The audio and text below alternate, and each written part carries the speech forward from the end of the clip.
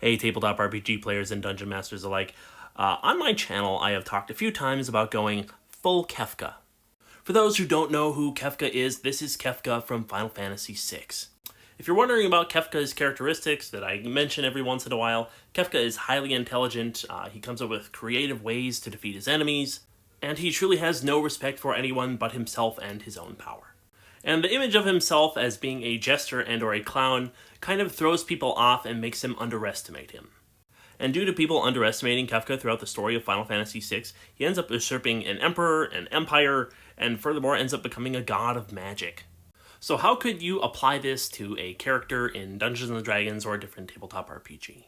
And the answer is, honestly, you could probably use anybody. It could be a corrupt mayor, it could be a lord who has a rivalry with your party.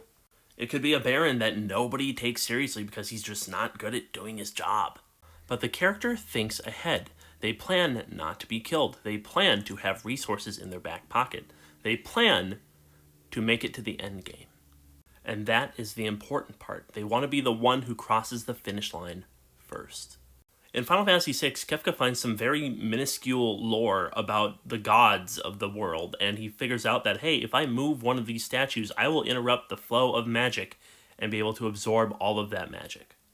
And guess what? There's items like that in Dungeons & Dragons as well. There are plenty of times in D&D where mortals become gods simply for fiddling with certain items or finding certain places or meeting certain people. Even most recently in Baldur's Gate 3, there's a character who can ascend to become a god. And Kefka is the villain who can say, I can do that. So if you're a dungeon master who's going to use an enemy like this and make them a long-term villain in the long run, you need to give them realistic goals. Maybe after your first encounter they are imprisoned, but then they are bailed out by a lord that they are friends with. Make them a part of a hierarchy or a local government that they can abuse and slowly gain power back after their first arrest.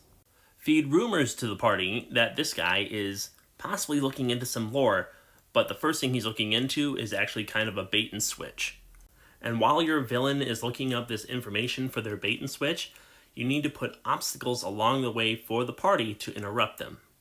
But like believable obstacles. Obstacles like bandits or a forest fire that they need to stop or a town that's been poisoned.